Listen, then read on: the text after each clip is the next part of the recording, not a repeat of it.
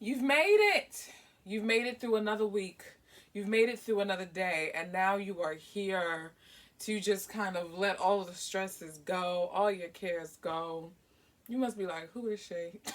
My name is Dara, and you are now in Dear Hallmark.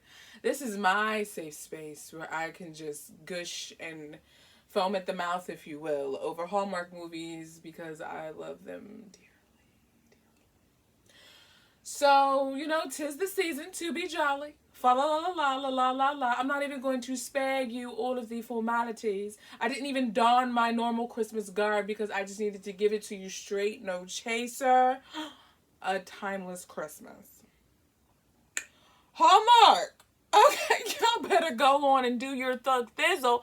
So we are, I can't. I need to get my head straight because this movie, I can already tell y'all, is my favorite of the whole holiday season already. It's going to be pretty hard to try to top this one. We got some history. We got some time travel. And I'm here. We got Christmas. Hello. And I'm here for it all. So let's start off in Cutter Springs, New York, 1903. Charles Whitley. He is an inventor, a scientist, an engineer that is known in the town of Cutter Springs. He has a fiance named Eliza and an arch nemesis who's something Holland. I forget his first name.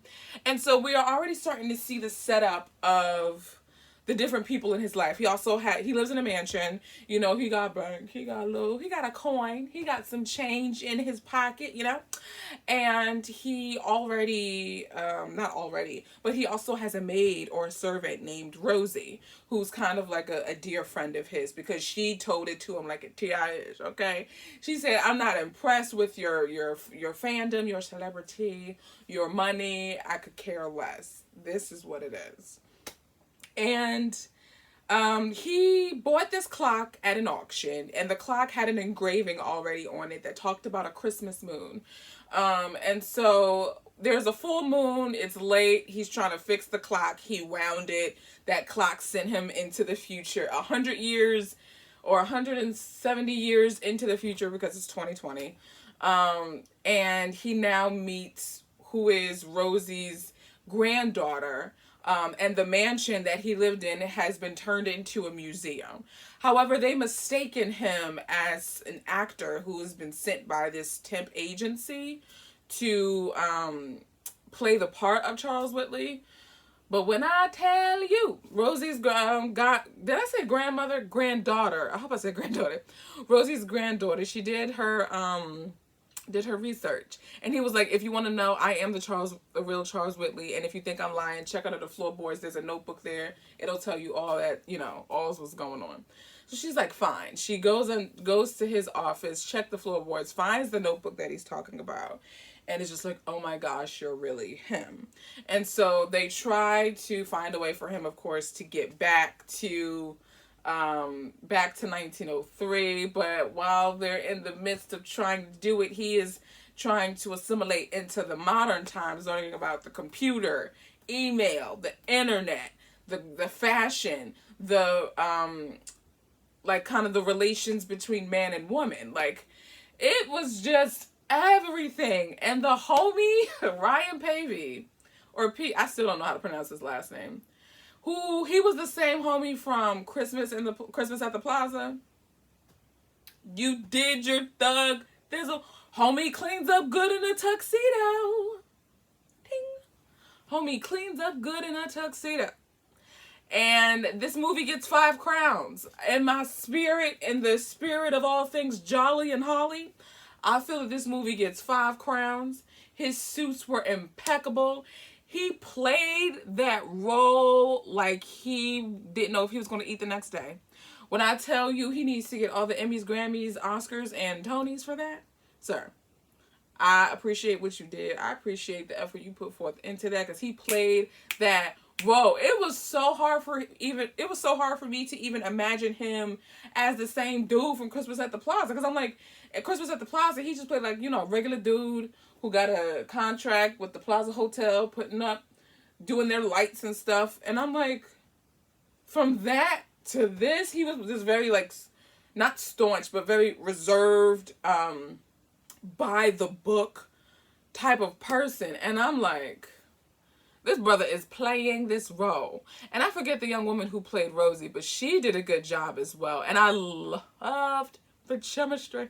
The chemistry betwixt and between them was beautiful. The setting was gorgeous. Everything about that movie was just A1 steak sauce. Everything about that movie was A1 steak sauce. I can't even talk too much about the movie because I want you guys to see it. Please go see A Timeless Christmas. I promise you that's the best movie they've made this holiday season. I actually, can we say this now? That's going to be in my Mount Rushmore of Hallmark holiday movies. I said it. I said what I said. This is in my Mount Rushmore of Hallmark holiday movies. I should probably do a separate video on my like top favorites of Hallmark holiday movies. But yeah, it's going up there, and I have Hallmark specific. I think I have 2, and then I have 2 Lifetime that I love dearly. But this one is up there. It's up there. You guys go check it out. A Timeless Christmas, Hallmark. Congratulations, because you got a winner on your hands. This is about to be a classic. This is about to be a classic. And if I'm not mistaken, I think this is based off of a book as well. That is another thing that this countdown to Christmas is unveiling. There are so many movies that are based off of books, like The Mistletoe Promise. Didn't even know it's a whole series. There's The Mistletoe Inn and The Mistletoe Secret. So I've ordered all 3 of those books and plan on reading all 3 of them this holiday season. I also ordered another one, Coming Home for Christmas, which features Danica McKellar. And I ordered the book for that. That should be coming in soon. And I believe this one is based off of a novel as well, which I'm like, I don't even want to read the novel. I'm sorry. This movie was just too good. And I feel like the book, because I'm going to have the movie in mind as I read the book, because they did such a great depiction of it. Even though I haven't read the book, I just feel like this movie was so good to read the book. I just don't know. You know what I'm saying? Like, I feel like the book might fail me. Do you know what I mean?